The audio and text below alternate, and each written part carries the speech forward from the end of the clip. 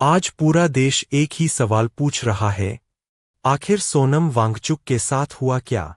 एक ऐसा इंसान जिसने अपनी पूरी जिंदगी शिक्षा, पर्यावरण और समाज के लिए समर्पित कर दी, आज अपनी ही मांगों के लिए भूख हड़ताल पर बैठा है। दिन बीतते गए, लेकिन उनका फैसला नहीं बदला।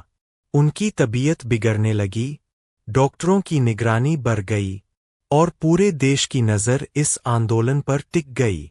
सोशल मीडिया पर लाखों लोग उनके समर्थन में पोस्ट कर रहे हैं। छात्र सड़कों पर उतर रहे हैं। न्यूज चैनलों से लेकर संसद तक, हर जगह सिर्फ एक ही नाम गूंज रहा है, सोनम वांगचुक। लेकिन सबसे बड़ा सवाल अब भी वही है, आखिर ऐसा क्या हुआ कि एक सम्मानित शिक्षक, इनोवेटर और समाज सुधारक को अपनी बात मनवाने के लिए अपनी जान तक दांव पर लगानी पड़ रही है? क्या यह सिर्फ एक व्यक्ति का विरोध है, या फिर यह भारत की शिक्षा व्यवस्था से जुड़ा एक ऐसा सवाल है जिसने पूरे देश को सोचने पर मजबूर कर दिया है? आज इस वीडियो में हम शुरुआत से लेकर अब तक की पूरी कहानी जानेंगे, तथ्यों के आधार पर, और समझेंगे कि सोनम वांगचुक के साथ आखिर हुआ क्या। इस आंदोलन की शुरुआत सिर्फ एक व्यक्ति के विरोध से नहीं हुई। पिछले कुछ समय में देशभर में सामने आए परीक्षा विवाद, पेपर लीक और शिक्षा व्यवस्था पर उठे सवालों ने लाखों छात्रों के बीच नाराजगी पैदा की।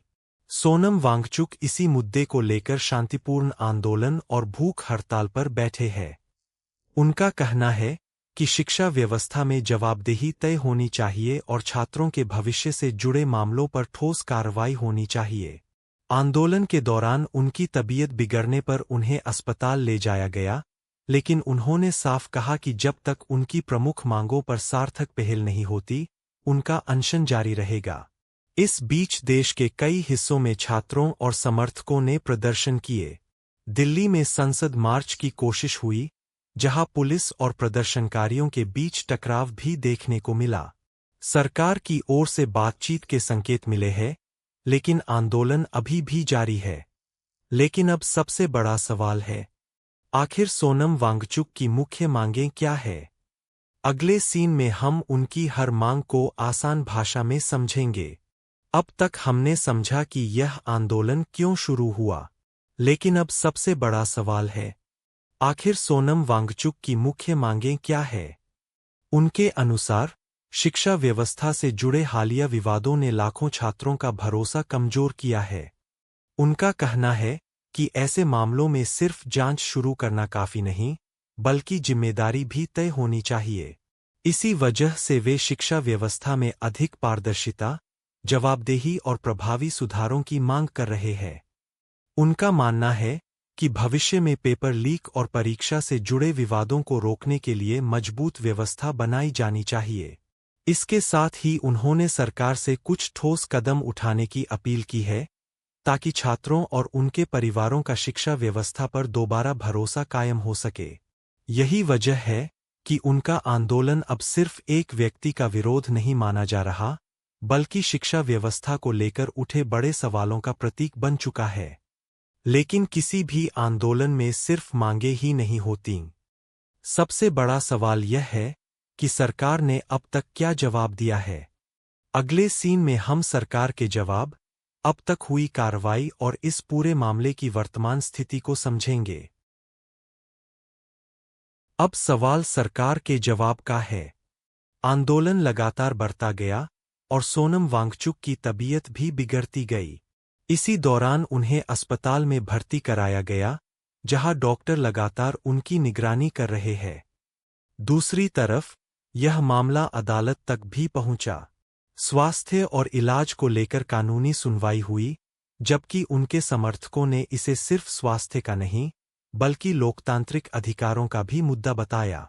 सरकार की ओर से बातचीत और हालात को संभालने की कोशिशें की गईं, लेकिन अब तक उनकी सभी प्रमुख मांगों पर कोई अंतिम फैसला सामने नहीं आया है।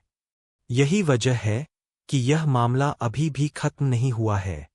हर नए दिन के साथ इस आंदोलन पर पूरे देश की नज़र बनी हुई है, क्योंकि अब सवाल सिर्फ सोनम वांगचुक का नहीं, बल्कि उन मुद्दों का है जिन्हें लेकर यह आंदोलन शुरू हुआ। लेकिन आखिर इस आंदोलन का असर कितना बड़ा पड़ा? क्या इसने सिर्फ विरोध दर्ज कराया या पूरे देश में एक नई बहस शुरू कर दी? अंतिम सीन में यही समझेंगे। अब सवाल सिर्फ इतना नहीं है कि सोनम वांगचुक की मांगें पूरी होंगी या नहीं। असली सवाल यह है कि इस आंदोलन ने पूरे देश को सोचने पर कितना मजबूर किया है। आज लाखों छात्र, अभिभावक और शिक्षक एक ही बात पूछ रहे हैं। क्या भारत की शिक्षा व्यवस्था में ऐसा बदलाव होगा जिससे भविष्य में किसी छात्र का सपना पेपर लीक या व्यवस्था की कमी की वजह से न टूटे? यही वजह है कि यह आंदोलन अब सिर्फ एक व्यक्ति का आंदोलन नहीं माना जा रहा। यह उन लाखों युवाओं की आवाज बन चुका है जो एक अधिक पारदर्शी, निष्पक्ष और भरोसेमंद शिक्षा व्यवस्था की उम्मीद कर रहे हैं। दूसरी तरफ, सरकार का कहना है कि शिक्षा व्यवस्था को मजबूत बनाने के लिए कई कदम उठाए जा रहे हैं। लेकिन इस आंदोलन ने यह भी दिखा दिया कि सिर्फ फैसले लेना ही काफी नहीं होता। लोगों का भरोसा जीतना भी उतना ही जरूरी होता है। शायद यही इस पूरे आंदोलन की सबसे बड़ी सीख है। एक व्यक्ति, एक आवाज और एक सवाल, जिसने पूरे देश को रुककर सोचने पर मजबूर कर दिया। बटा, आने वाले दिनों में इस आंदोलन का क्या नतीजा निकलेगा? क्या सभी मांगों पर कोई समाधान निकलेगा या यह आंदोलन और बड़ा रूप लेगा? इसका जवाब तो आने वाला समय ही देगा। लेकिन एक बात तय है, सोनम वांगचुक के साथ आखिर हुआ क्या? यह सवाल अब सिर्फ एक व्यक्ति का नहीं रहा। यह सवाल भारत की शिक्षा व्यवस्था, छात्रों के भविष्य और पूरे देश के भरोसे का बन चुका है। आपकी इस पूरे मामले पर क्या राय है? हमें कमेंट करके जरूर बताइए। अगर आपको यह वीडियो तथ्यपूर्ण और उपयोगी लगी हो तो इसे शेयर करें, क्योंकि सही जानकारी जितनी ज्यादा लोगों तक पहुंचेगी उतनी ही सार्थक चर्चा होगी। Created by Surbi Gupta.